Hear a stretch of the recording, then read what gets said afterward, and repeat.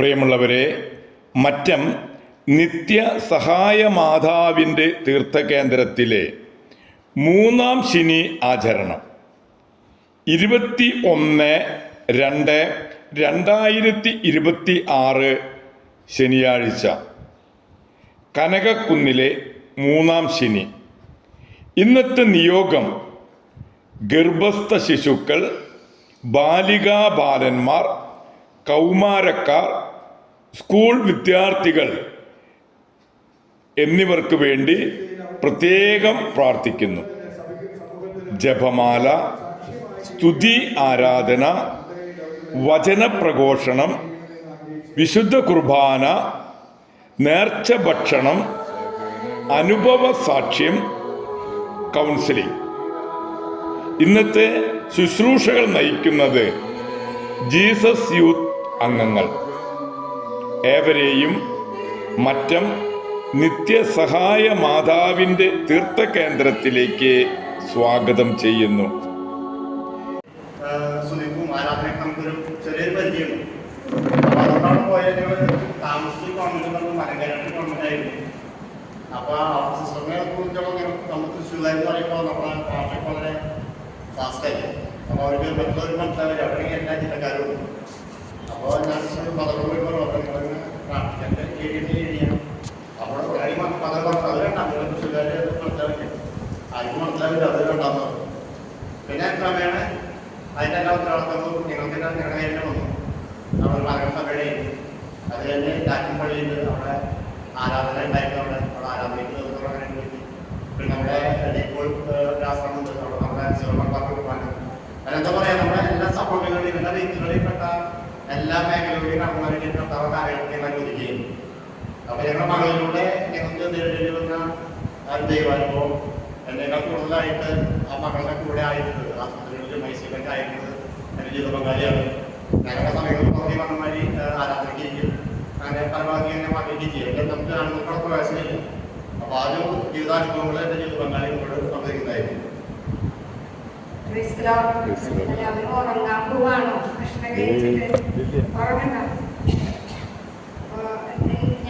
ഞങ്ങളുടെ കുടുംബം, ഞാനും എൻ്റെ ജീവിത പങ്കാളിയും ഈശോയെ അനുഭവിച്ച ഒരു സാഹചര്യം ഉണ്ടായിരുന്നു. അത് പറയാനാണ് ഈശോ ഈ മാതാവിൻ്റെ ദേവാലയത്തിൽ വന്നെന്ന് പറയാൻ അങ്ങ് അനുവദിച്ച ഈശോയ്ക്ക് ഒത്തിരി നന്ദി പറയുന്നു. ഞങ്ങൾ 2013 കാലഘട്ടത്തിൽ ഞങ്ങൾക്ക് രണ്ടാമത്തെ മകൾ വെച്ചു. അവള് സ്കൂളിലൊക്കെ നല്ല ആക്റ്റീവാണ്. പിന്നെ അവൾക്ക് പനി, ഇടയ്ക്കിടയ്ക്ക് പനി വന്നിരുന്നു. പനി വന്നപ്പോൾ നമ്മൾ മാറി അവരെ ഹോസ്പിറ്റലിൽ കാണിച്ചു. കുറേ ടെസ്റ്റുകൾ കഴിഞ്ഞു. അപ്പോഴൊന്നും അവർക്ക് എന്താ അസുഖമെന്ന് മനസ്സിലായില്ല. ലാസ്റ്റ് ആദ്യം നമ്മൾ എനിക്ക് മെഡിക്കൽ കോളേജിൽ കാണിക്കാൻ പറഞ്ഞാൽ എന്നെ സംബന്ധിച്ചിട്ട് എനിക്ക് വലിയ ഇഷ്ടമില്ല. അവിടെ നമ്മളൊക്കെ മെഡിക്കൽ കോളേജിൽ പോയി നമ്മൾ നോക്കില്ല, അങ്ങനെയൊക്കെ ചിന്തയാണ്, തെറ്റായ ചിന്തയാണ്. നമുക്ക് എല്ലാവർക്കും എല്ലാവർക്കും ഉണ്ടാവില്ല, എന്നെ സംബന്ധിച്ച് എനിക്കറിയില്ല. അപ്പോൾ അവിടെ ആദ്യം അടിച്ചത് ജൂബിലി മിഷനിലാണ്. അപ്പോൾ ഞാൻ തനിച്ച് പോയിട്ടോ. അപ്പോൾ അവിടെ അവരുടെ 2 ചെയ്തിൻ്റെ അവിടെ ഒരേ കടകളുണ്ട്. അപ്പോൾ ഡോക്ടർ പരിശോധിച്ച് പറഞ്ഞു ഇതൊന്ന് ടെസ്റ്റ് ചെയ്യണം.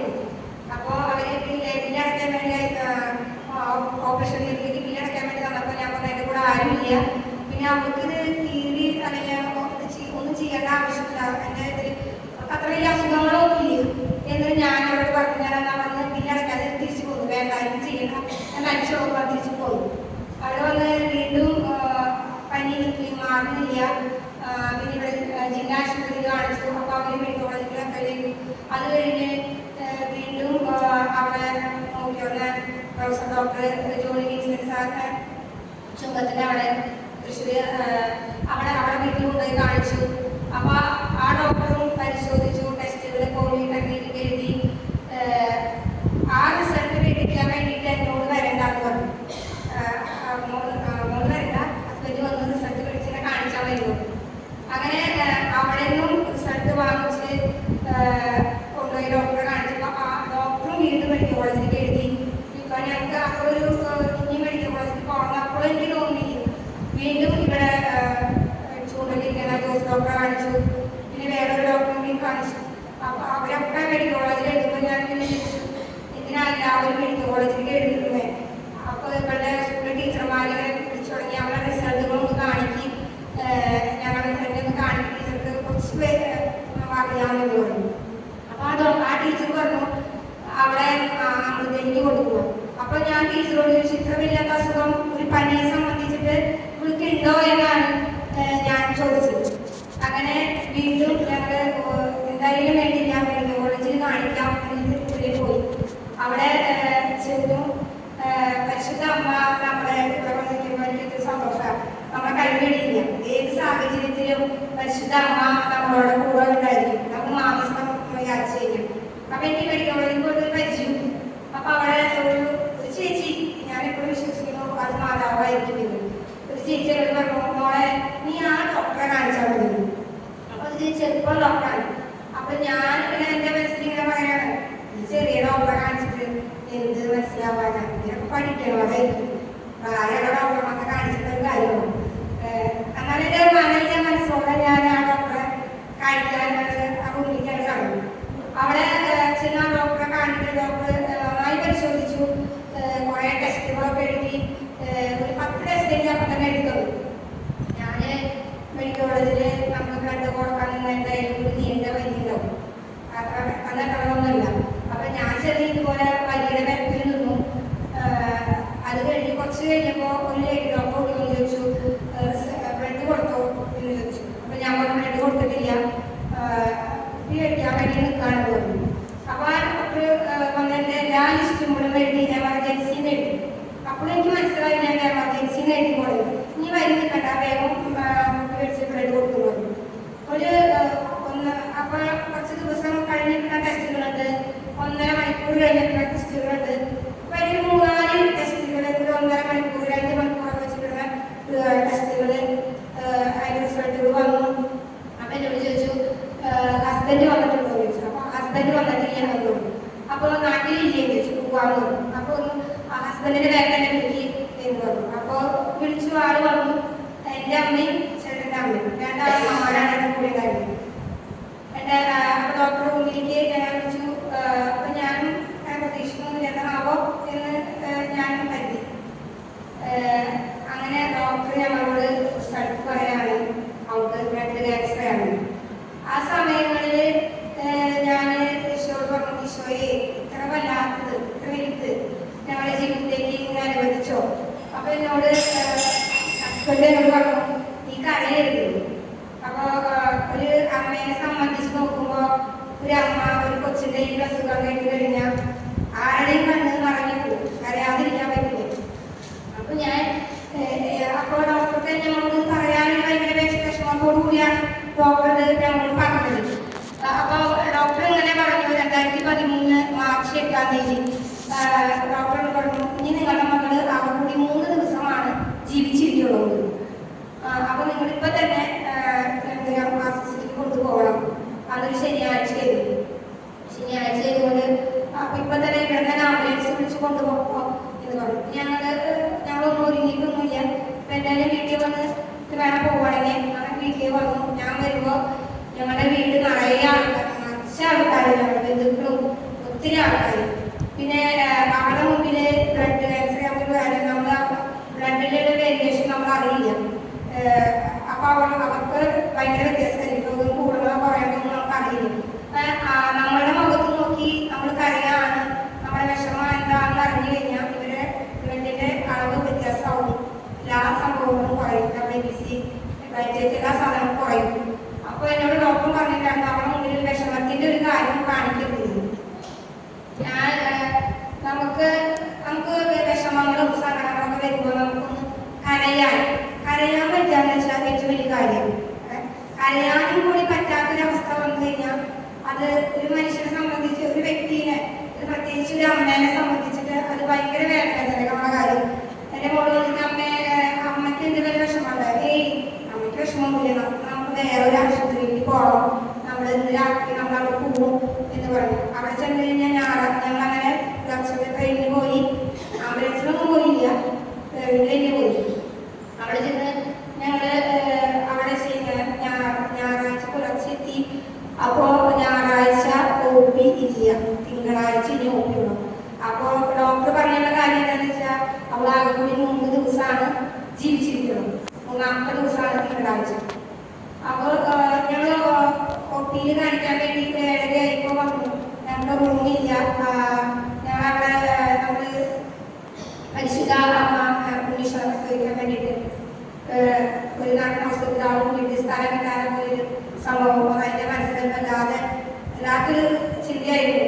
എന്ന് വെച്ചാൽ ഞങ്ങൾക്ക് റൂമില്ല, ഞങ്ങളുടെ കയ്യിൽ കുറേ സാധനങ്ങൾ വെച്ചിട്ട് ഇവിടെ ഒരു 2 പഠിക്കുന്ന ആളായിരുന്ന കുഞ്ഞിയെ കുട്ടിയൊന്നുമല്ല, ഇത് നടക്കാനൊക്കെ ബുദ്ധിമുട്ടുണ്ട്.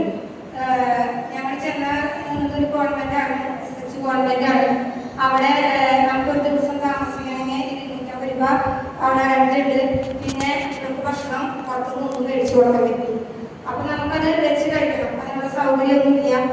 അങ്ങനെ ഞങ്ങൾ റൂമില്ല, ഓപ്പിയിൽ അവിടെ കാണിക്കാം. രാവിലെ വന്നു, അത് കഴിഞ്ഞ് ഞങ്ങൾ അവിടെ ഇറങ്ങി. അവരുടെ കൂടി ഒരു വിഷമത്തിലൂടെ കടന്നു. അങ്ങനെ റൂം ഒരു കണക്കിന് ഞങ്ങൾക്ക് വേറൊരു ചേട്ടൻ കാരണം ഞങ്ങൾക്ക് വേറൊരു ഗവൺമെന്റിലെ റൂം ശരിയായി. അവിടെ വേറൊരു ഫാമിലിനെ അവിടെ ആ ഗവൺമെന്റിൽ വെച്ചാൽ മീൻ കഴിക്കാൻ പറ്റില്ല. അതുകൊണ്ട് മീൻ മേടിച്ചു എന്ന കാരണം കൊണ്ട് അവരെ ആ ഗവൺമെന്റിൽ നിന്ന് പുറത്താക്കിയില്ല. ആ സമയത്താണ് ഞങ്ങൾ അവിടെ വേറെ ചേട്ടനായിട്ട് പോയി ചോദിക്കുന്നത് ഞങ്ങൾക്ക് റൂം തരും. അപ്പോൾ ആ അവിടുത്തെ മദർ വന്ന് ചോദിച്ചു, ഹസ്ബൻഡ് വെള്ളം അടിക്കുന്നത്. അപ്പോൾ ഇല്ലാന്ന് പറഞ്ഞു. പിന്നെ നിങ്ങളുടെ കയ്യിൽ 2 ബെഡ്ഷീറ്റ് ഉണ്ടോ ചോദിച്ചു. ഞങ്ങളുടെ കയ്യിൽ 2 ബെഡ്ഷീറ്റ് ഉണ്ട്. എന്നൊക്കെ ആയിരിക്കും കർത്താവ് നമ്മളെ ഏതൊരു സ്ഥലത്തിലൂടെയും കൊണ്ടുപോയിട്ട് കഴിഞ്ഞാൽ അത് അതിന് ഉത്തരം നമുക്ക് തരും. റൂമില്ല എന്ന് പറഞ്ഞ് ഞങ്ങൾക്ക് അവിടെ 35 രൂപ ഒരു ദിവസം ഞങ്ങൾക്ക് ഭക്ഷണം അവിടെ വെച്ച് കഴിക്കാം. അപ്പോൾ ഞങ്ങൾക്ക് അവിടെ അവിടുത്തെ കാര്യം സോൾവായി. ഈശോനെ ക്രമീകരിച്ചു. അത് കഴിഞ്ഞ് ഞങ്ങൾ ഇവിടെ RCCയിൽ വന്നു, ടെസ്റ്റുകളൊക്കെ നടത്തി. അത് കഴിഞ്ഞ് അവൾക്ക് കീമോ തുടങ്ങി. അവളുടെ കീമോ എന്ന് വെച്ചാൽ എല്ലാവർക്കും 6 മാസം കൊണ്ട് 2 സെറ്റായിട്ടാണ് കീമോ ചെയ്യുക. ആദ്യത്തെ 6 മാസത്തെ ചികിത്സയാണ് കീമോ. ഡോസ് കുറച്ച് കൊടുക്കും കുട്ടികളായ കാരണം. അങ്ങനെ 6 മാസം കൊണ്ട് ചെയ്യുന്ന മരുന്നുകൾ അവള് എത്തിയല്ലാത്തതുകൊണ്ട് ഒരു 9-10 മാസം എടുക്കേണ്ടി വന്നു. എന്ന് വെച്ചാൽ വേറെ പനി, അപകടം, അങ്ങനെ ചെറിയ ചെറിയ അസുഖങ്ങൾ വരുമ്പോൾ ഈ കീമോ അവിടെ സ്റ്റോപ്പ് ചെയ്യും. പിന്നെ അതിനെ കഴിഞ്ഞിട്ടാണ് വീണ്ടും നമുക്ക് കീമോ സ്റ്റാർട്ട് ചെയ്യുക. അങ്ങനെ ആ 6 മാസം എന്നുള്ളത് 9-10 മാസത്തിനുള്ളിലാണ് അത് കഴിഞ്ഞത്. രണ്ടാമത്തെ ഒരു കോഴ്സ് 3 മാസം ചെയ്യേണ്ട കോഴ്സാണ്. അപ്പോൾ അത് തലയിലേക്കുള്ള മരുന്നുകളാണ്. അങ്ങനെയാണ് ചെയ്യുക. അപ്പോൾ അതിനെന്താ വെച്ചാൽ അത് 3 മാസം എന്നുള്ളത് അവൾക്ക് 6-7 മാസം വീണ്ടും പിടിക്കും. എന്താ വെച്ചാൽ അവൾക്ക് ബ്ലഡിലേക്കും ഇല്ല, HB ഇല്ല. ഓരോ ദിവസവും ബ്ലഡ് കയറ്റേണ്ട അവസ്ഥ. ഇവൾക്കാന്ന് വെച്ചാൽ ഈ ബ്ലഡ് കയറ്റാൻ കൊണ്ട് കെടുത്തു കഴിഞ്ഞാൽ ഈ ബ്ലഡിന്റെ കളർ കണ്ട അവൾക്ക് കയറി കണ്ടു. അതേ ഒരു അമ്മയെ ഞാൻ എനിക്കിത് കാണുമ്പോൾ എന്താ പറയുക, നമ്മൾ ഈ കടലിന്റെ മുകളിൽ ചവിട്ടി നിൽക്കുന്ന ഒരു വേദനയാണ്. അതെന്ന് വെച്ചാൽ ഒരു അമ്മയ്ക്കും കണ്ടു നിൽക്കാൻ പറ്റില്ല ആ ഒരു അവസ്ഥ. അത് ഞാനിവിടെ കുടുംബാർക്കും ആശിച്ചിരിക്കും. ഈ കുഞ്ഞുകുട്ടിയോട് കൊണ്ട് 6 മണി വരെ എൻ്റെ മനസ്സുകൊണ്ട് എത്ര പ്രാവശ്യം ഞാൻ ആ സമയത്ത് പ്രാർത്ഥിച്ചെന്ന് വെച്ചു. എന്താ വെച്ചാൽ നമുക്കൊരു ഒരാൾക്ക് കാണാൻ പറ്റാത്തൊരവസ്ഥയാണ്. അപ്പോൾ ഇവിടെ എന്ന് ചോദിച്ചാൽ അവർക്ക് തന്നെ അവർക്ക് പച്ചക്കറി ഇടയ്ക്കിടയ്ക്ക് കൊണ്ടുവയ്ക്കുന്ന എല്ലാ പെട്ടിൻ്റെ അവിടെയും എൻ്റെ അമ്മ എനിക്ക് വെക്കാത്തത്. എനിക്ക് അവളോട് പറയാൻ പറ്റില്ല, എൻ്റെ മോളെ അവരൊക്കെ മരിച്ചിട്ടാണ് പച്ചക്കറി അവർക്ക് കൊണ്ടുവച്ചത്. ഒരിക്കലും എനിക്ക് അവളോട് പറയാൻ പറ്റില്ല. അപ്പം ഞാൻ അവളോട് പറഞ്ഞു, അത് ബാത്റൂമിൽ പോകേണ്ട കാരണമാവും, എനിക്കിപ്പോ അമ്മ എടുത്തിട്ടായി കൊണ്ട് പോവാനോ, അതുകൊണ്ടായിരിക്കും. അപ്പൊ നമ്മളോട് അബ്രാഹം ബലിയർപ്പിക്കാൻ പോകുമ്പോ സഖാക്കൊരു ചോദ്യം ചോദിക്കുന്നത്, തീയും വിറകും നമ്മുടെ കയ്യിലുണ്ട്, ബലിക്കുള്ള കുഞ്ഞാട് നമ്മുടെ കയ്യിലുണ്ടോ? ആ ഒരു ചോദ്യമാണ് അവൾ എന്നോട് ചോദിക്കുമ്പോൾ എനിക്ക് എൻ്റെ മനസ്സിൽ വന്നൊരു ചിന്ത. ഞാൻ അവളുടെ മുഖത്ത്, എൻ്റെ മുഖത്ത് ഒരു സന്തോഷമായിട്ട് തന്നെ എപ്പോഴും പെരുമാറും. എന്ന് വെച്ചാൽ എപ്പോഴും എന്നെ കൗൺസിലിങ്ങിൽ എൻ്റെ ഡോക്ടേഴ്സ് കൊണ്ടുപോകും. എന്ന് വെച്ചാൽ അമ്മയുടെ ഒരു മുഖത്തൊരു വ്യത്യാസം പോലും, സങ്കടം ഉണ്ടെങ്കിൽ പോലും, കരയാൻ പറ്റാത്തൊരവസ്ഥ ഉണ്ടെങ്കിൽ പോലും അവളുടെ മുഖത്ത് കാണാം. എൻ്റെ മുഖത്ത് നമുക്ക് മനസ്സിലാക്കാൻ പാടില്ല. ഉള്ളില് ഒതുക്കാന്ന് മാത്രമേ പറ്റുള്ളൂ. എന്ന് വെച്ചാൽ നമുക്ക് ഒരാളോട് പറയാനില്ല, ഹസ്ബൻഡിനെ ഉള്ളിലേക്ക് കയറ്റില്ല. അവിടെ നിന്ന് ഗ്ലാസിനുള്ളിൽ കൂടെ കാണാൻ മാത്രം, പുറത്തൊക്കെ കാണാൻ പറ്റുള്ളൂ. ഞാനും എൻ്റെ ഈശോയും എന്നുള്ളൊരു ചിന്ത മാത്രമേ ആ സമയങ്ങളിൽ എനിക്കുണ്ടായിരുന്നുള്ളൂ. അങ്ങനെ അവിടെ അപ്പൊ അതിന് തലേ ദിവസം രാത്രി ഒരു കൊച്ച് ഭയങ്കര കരച്ചിലായിരുന്നു. അവളുടെ അച്ഛനെ കാണിക്കാൻ പറഞ്ഞു. അപ്പോൾ അപ്പോൾ ഈ ഡോക്ടേഴ്സ് പറഞ്ഞ ഈ സമയത്തൊന്നും അച്ഛനെ കാണിക്കാൻ പറ്റില്ല, കാണാൻ പറ്റില്ല. അതുകൊണ്ട് നാളെ ഇന്ന് 5 പുലർച്ചെ 5 മണിയാകുമ്പോൾ എൻ്റെ അച്ഛനെ കാണിച്ചു തരാമെന്ന് പറഞ്ഞു. അങ്ങനെ ഇവള് ആ കൊച്ച് പെൺകൊച്ചാണ്, 5ൻ്റെ 6 പഠിക്കുന്ന കൊച്ച്. അവളൊരു 5 മണിക്ക് ഡോക്ടേഴ്സ് പറഞ്ഞു പപ്പേനെ കാണിച്ചു തരാം എന്ന് പറഞ്ഞു. അങ്ങനെ ഒരു 4 മണിയാവുമ്പോൾ ആ കൊച്ച് മരിക്കണം. അപ്പോൾ ആ സമയം വരെ ആ കൊച്ച് വർക്കാനം പറഞ്ഞിട്ടുണ്ട്, എനിക്ക് കേൾക്കാം, എൻ്റെ തൊട്ട് ഉള്ള കണ്ടുകളാണല്ലോ. അപ്പോൾ അങ്ങനെ ഈ കൊച്ച് മരിച്ചു. ഇതിനൊക്കെ തന്നെ കക്കുന്ന കൊച്ച് മാറ്റി. ഇവള് ഡോക്ടർ വന്നപ്പോൾ ഇവള് ബെഡിൽ ചാടി ഇറങ്ങിയിട്ട് പറഞ്ഞു എന്നെ ഡിസ്ചാർജ് ചെയ്ത് എനിക്ക് എൻ്റെ പപ്പേനെ കാണുന്നു. ഇവളുടെ വേറെ ഡോക്ടേഴ്സും ഒക്കെ പറഞ്ഞു ഇവൾക്ക് ബ്ലഡ് HIV ഒന്നും ഇല്ലാത്തത് കൊണ്ട് ഇവളെ എങ്ങനെ പോയാലും ഡിസ്ചാർജ് ചെയ്ത് വിടാൻ പറ്റില്ല.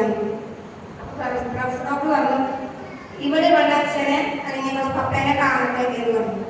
അങ്ങനെ ഒരു അവസ്ഥയിൽ ഒറ്റ ഡോക്ടേഴ്സിന് ഇഷ്ടമില്ല. അപ്പോൾ ഒരു ഡോക്ടർ മാത്രം അങ്ങനെ പറഞ്ഞോളൂ അവളെ പപ്പേനെ കാണിക്കും. അങ്ങനെ ഞങ്ങളെ ഡിസ്ചാർജ് ചെയ്തു. അവൾക്ക് ഉള്ള WBC എന്ന് പറയുന്ന സാധനം 400 ജീവിതത്തിൽ ഒരാളും ജീവിച്ചിരിക്കില്ല, അത്രയും കുറവ്. 400 പറഞ്ഞു കഴിഞ്ഞാൽ നഴ്സുമാരെ പ്ലേറ്റ് ഏറ്റവും ഉണ്ടാവുള്ളൂ.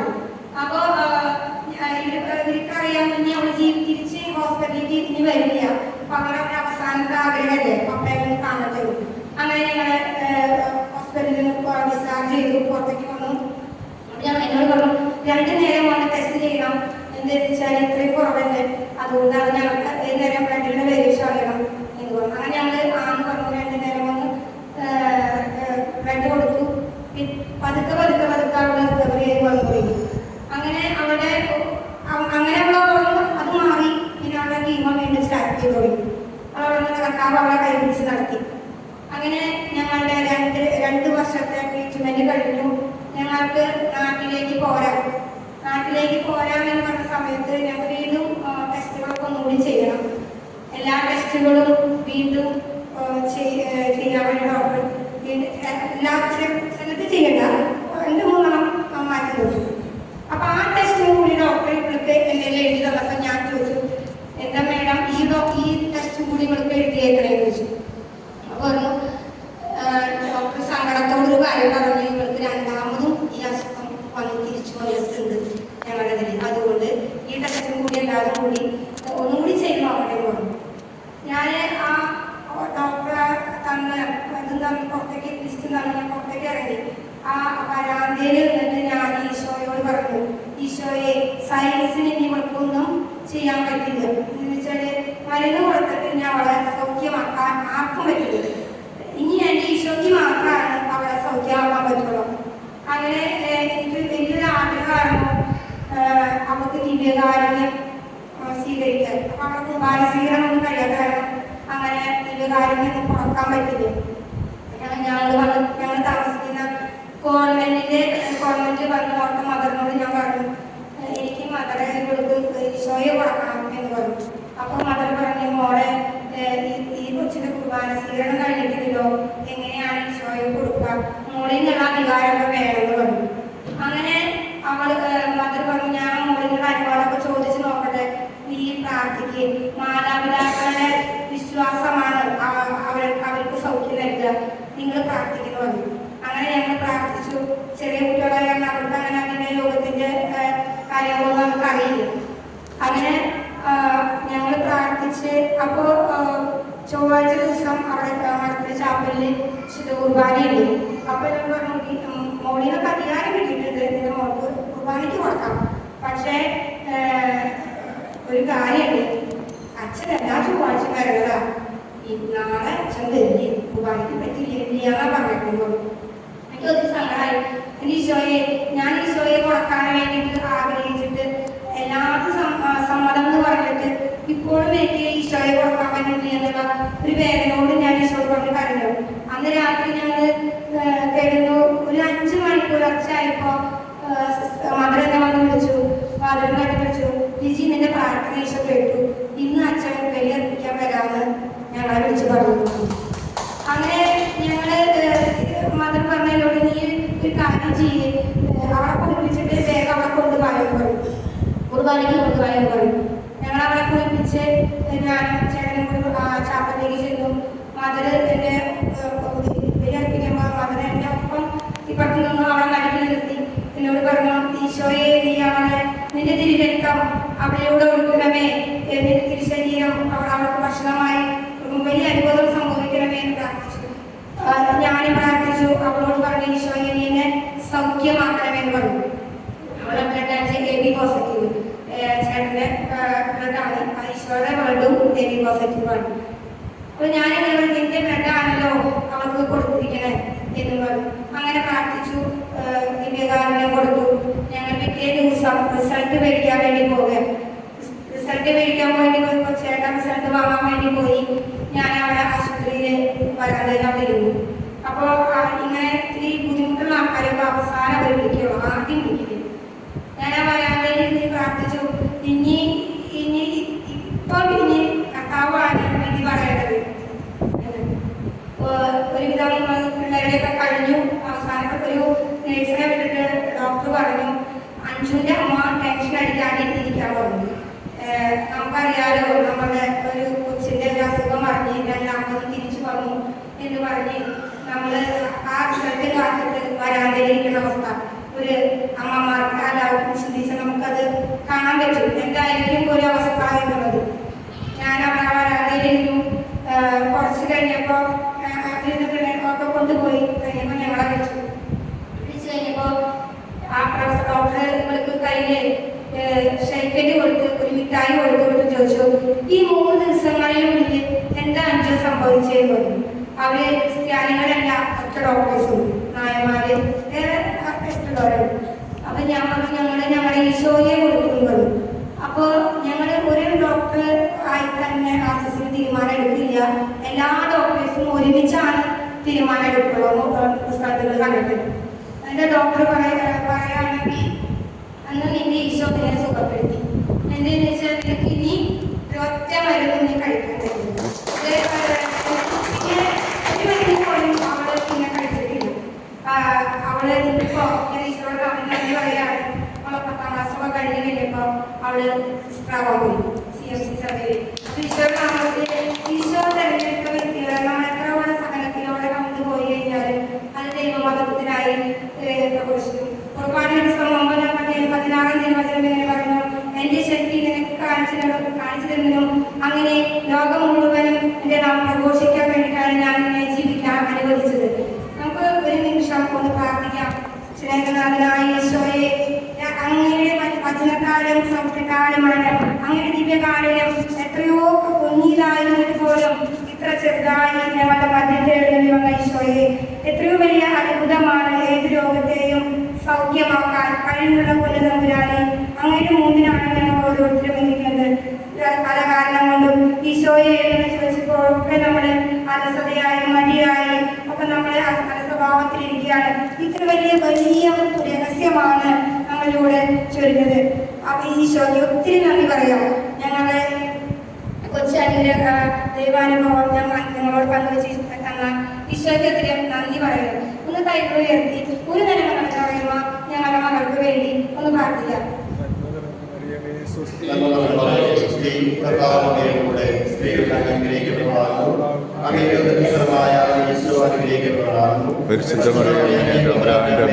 ഭാവികളായ ഞങ്ങൾക്ക് വേണ്ടി സമയത്ത് സംഭ്രാനോട് അപേക്ഷിച്ചുള്ള ആമേ. പ്രത്യേകമായി നമ്മൾ പ്രാർത്ഥിക്കുന്ന വിഷയം ഗർഭസ്ഥ ശിശുക്കള് കുഞ്ഞുമക്കൾക്ക് വേണ്ടിയിട്ടാണ്. അപ്പൊ നമുക്കറിയാതെ വെന്റിലേറ്ററിൽ മൈസൂരിൽ കഴിയുന്ന അനേകം കുഞ്ഞുമക്കളുണ്ട്. അപ്പൊ നമ്മൾ പ്രാർത്ഥന ഓർക്കണം. ജീവന് വേണ്ടി മരണത്തോട് മല്ലടിക്കുന്ന കുഞ്ഞുമക്കൾ ഒന്നും അറിയുന്നില്ല, പക്ഷെ ഒരുപാട് വേദനകളിലൂടെ കടന്നു അനേകം മക്കളുണ്ട്. അപ്പൊ നമുക്ക് നൽകപ്പെട്ടിട്ടുള്ള ഈ ഒരു സൗഭാഗ്യം കർത്താവിനോട് നന്ദി പറയാൻ നമുക്ക് സമയം കണ്ടെത്തും. എല്ലാ കാര്യങ്ങളും നമ്മൾ പ്രകാശിപ്പിക്കാൻ നമ്മൾ പഠിക്കുക പരിശീലിക്കുക. ആമേൻ.